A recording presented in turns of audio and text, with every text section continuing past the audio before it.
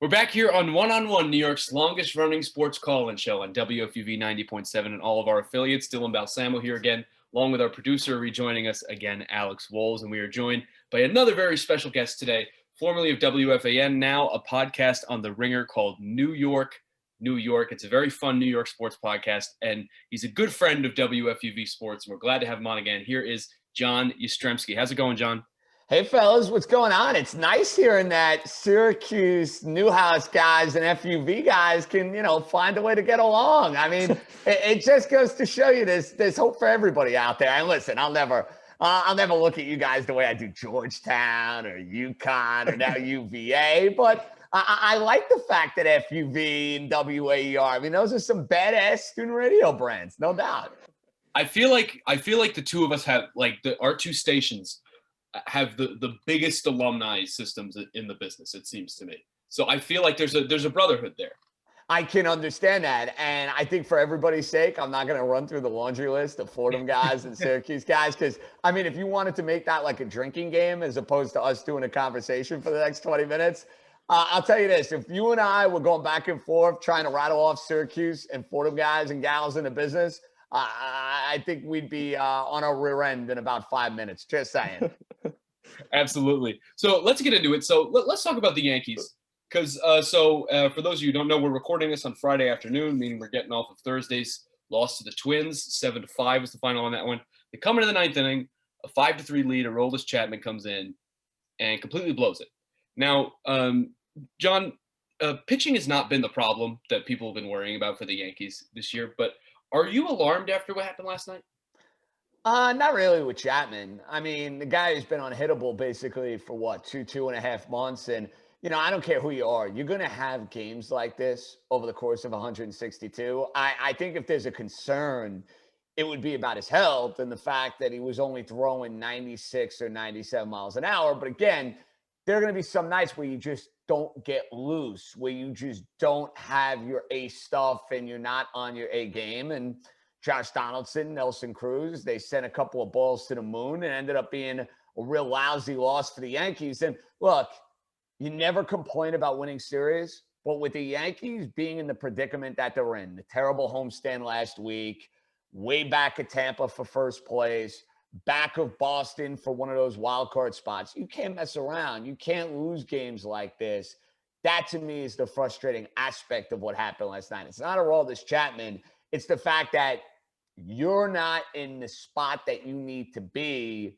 You have a 5-1 lead. You have a 2-run lead with your closer on the mound. That's a game you got to win. You mentioned how pitching isn't the concern, and I would say the offense is, but it's been the continued point from Aaron Boone that there's bright spots, things are getting better, things are going to start clicking. In Minnesota, they did start to click a little bit with the offense. So let me ask you, are you confident in the offense after what you saw, or are you just looking at, hey, that's not a great opponent, and maybe we can't get too ahead of ourselves here with this team? How are you feeling after the series? I definitely would not say confident. I would definitely not use that terminology in describing the Yankee offense this year.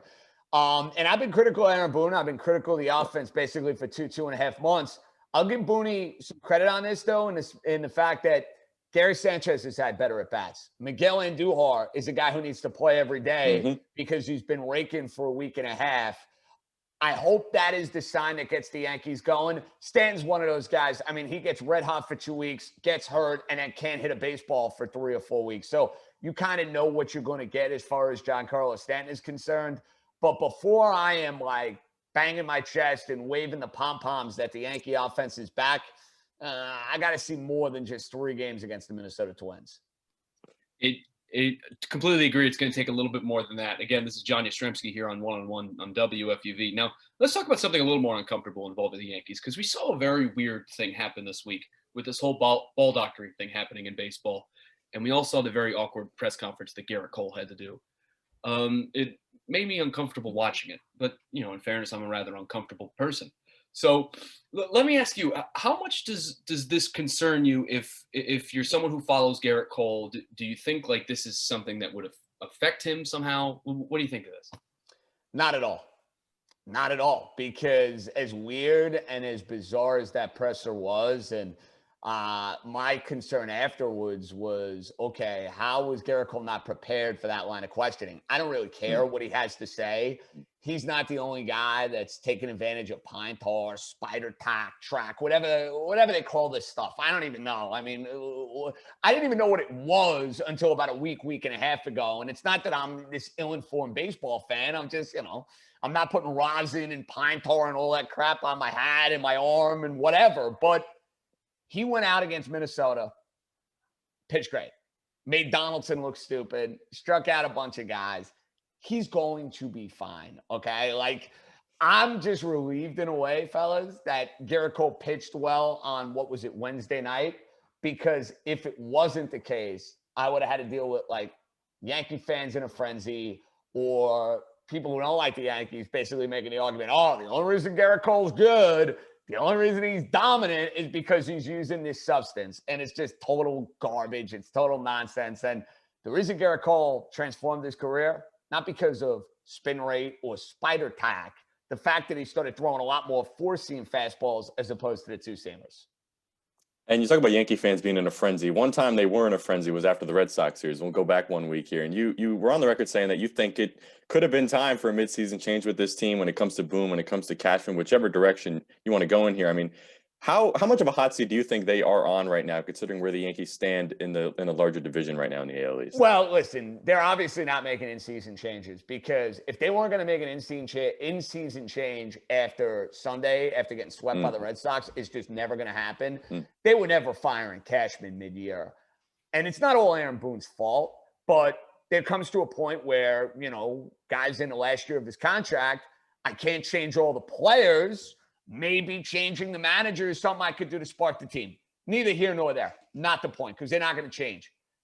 At the end of this year, though, I have issued this mandate. I don't think it's unreasonable for the Yankees. Get to the World Series. Case closed. If they're not in the World Series this year, in a weak American League, then when is this group getting to the World Series? That, to me, is when you would advocate serious wholesale change. They're not making in-season change. That ship has sailed. But for this group, even though right now it does not look overly promising from a World Series standpoint, got to get there. Because if not, then how many years are you going to just keep running back the same operation saying, oh, we're close, we're close, we're close? Not good enough. Not good enough, especially when you're trending in the wrong direction. So, yeah, the seat is without a doubt hot for Aaron Boone. I don't know how hot it is for Brian Cashman, because he's kind of untouchable within ownership. And I can understand why. He's made a lot of good moves over the years. I think if the Yankees make a change in the offseason, though, guys, I think they would fire the manager. I don't think Cashman's going anywhere. That's just my gut feel. For the record, it would be rather un-Yankee-like to fire someone in the offseason. Not since the days of Billy Martin have we seen that. But again, we're here with... No, but I mean, listen, this is the same team, though, that had Joe Girardi one win away from a World Series and didn't bring him back.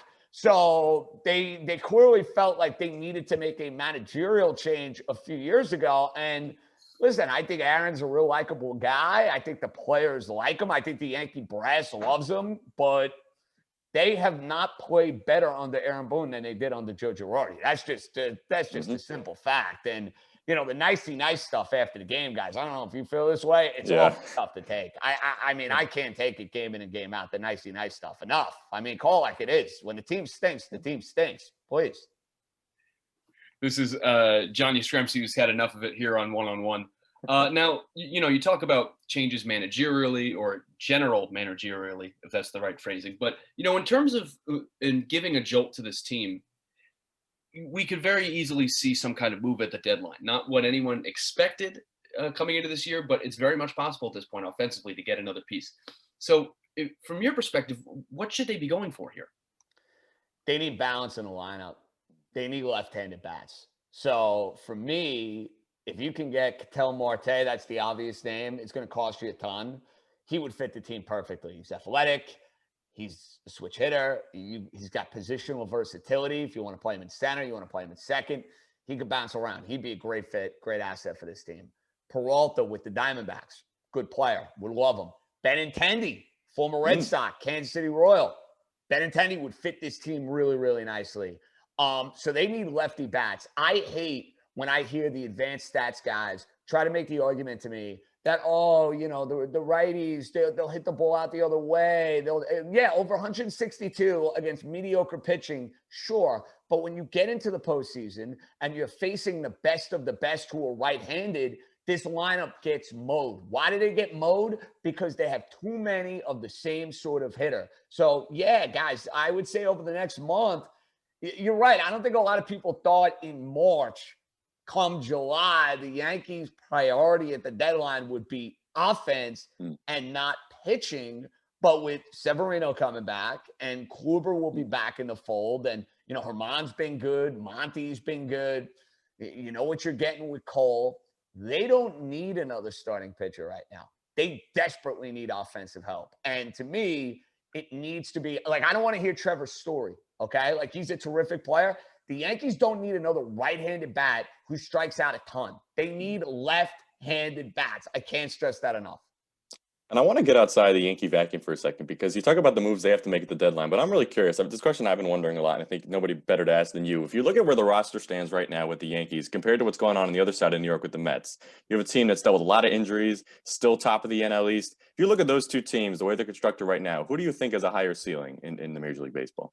Yeah, that's a good question. I would have said the Yankees without a doubt before the start of the year. The Mets, though, have something cooking in the fact that they're winning games. They've taken advantage of a soft schedule, and they have a ton of guys on the injured list. Now, the one thing with the Mets is that schedule is going to get a lot trickier over the next 2 months. So I'm still kind of in wait-and-see mode with this team because a lot of guys have been out. That's number one. Number two, they've taken advantage of a lot of bad teams. You don't apologize for it, but who are the real New York Mets? You have DeGrom. That's great. The lineup really has not done much. I mean, we're talking about Billy McKinney. We're talking about Jonathan VR. So, like, from the standpoint of championship window right now, I don't know. I'm going to still stick with my preseason narrative and thought, which would be the Yankees. But right now, to be perfectly frank, I don't think either team is a championship caliber team. I think they're playoff caliber teams. From what I've seen so far this year, I don't think either team is winning the World Series. Could be wrong, but I for one, don't see it.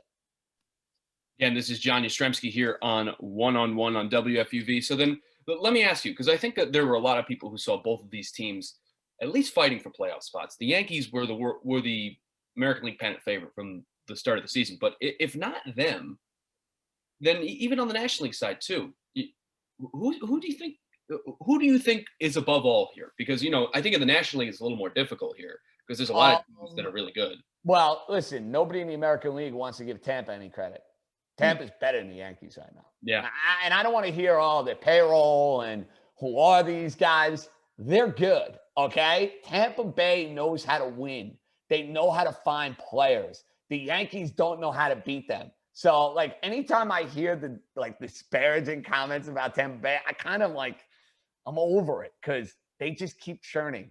Tampa, until I see otherwise, is a better team than the Yankees. In the National League, I can't believe what the Giants are doing. I look up, they're 16 over 500. I'm like, how in the world is that possible? I still think when it's all said and done, though, the National League will boil down to the Los Angeles Dodgers and the San Diego Padres. I think they're the two best teams in the NL. I think that will take shape over the next couple of months. Might have three teams in the NL West playing in the postseason, but yeah, I think Dodgers, Padres, in some capacity, one of those teams going to World Series. And I'm right with you there. But one thing I'm really curious about is with the AL East, because coming into this season, there was a lot of narratives about this being a one-team race, being all about the Yankees, nobody really expecting much from the rest of the teams yet. Boston's looked terrific. Tampa Bay's looked terrific, like you mentioned, even Toronto fighting. I mean, were we just dead wrong about the AL East coming into this season, or are these teams overperforming? I mean, which do you think it is? Well, I think Tampa's legit. I think Boston is overachieved. I think Toronto actually can get better. Remember, guys, Toronto is hanging around. They've gotten nothing from George Springer, who they gave this monster contract to. We haven't seen George Springer all year. I think he's had 10 or 15 at bats. I think their lineup goes to another level if he comes back. And the Yankees better be careful with the Blue Jays because they got a young team and they're another team that is not the least bit intimidated playing the Yankees. The Yankees, if they're going to turn their season around, remember this, they got to play better in the division. Look at their record outside of the games against the Orioles, which whoop-de-do. Red Sox 0-3. Tampa, terrible record. Toronto, terrible record. You want to go to the playoffs, you got to play better. And yeah, I think the AL East, Baltimore aside, it's legit. This is John Jastremski here on One on One. Now, let's shift gears here for a little bit before we wrap things up, because I'd love to talk about the Brooklyn Nets here. You know, as we record this on Friday, they trail 2-1. I mean, excuse me, they lead the series 2 against Milwaukee. Pardon me right there. Pardon me. Excuse me. Excuse any Nets fans listening. You must pardon my my fault. One of 5 Net fans listening. You know, there's so many across the tri-state area. They're booming. Let me tell you about so many. A lot of them still here in New Jersey. But let's talk about the Nets. You know, they fell 86-83. I think was the final score last night to Milwaukee. So you know they still have that series lead 2-1. Is the ceiling for them the NBA championship? Are they as good as advertised? Offensively, yeah. Because when you have Durant, Irving, and Harden, and I know Harden isn't playing in this series, but when those guys are cooking, and then you got a guy like Joe Harris who shoots as well as he shoots it from 3, how do you guard them? How do you match up with them? So I'm curious to see how Brooklyn, and I think they'll get through this series. They had a terrible offensive night. The fact that that game was as close as it was with Brooklyn hitting like 7 threes, that's a bad sign for Milwaukee. Maybe Milwaukee wins another game. They're not winning this series. They just don't have enough firepower. Giannis doesn't shoot it well enough. I want to see how the Nets match up with Embiid and Philly if they get there.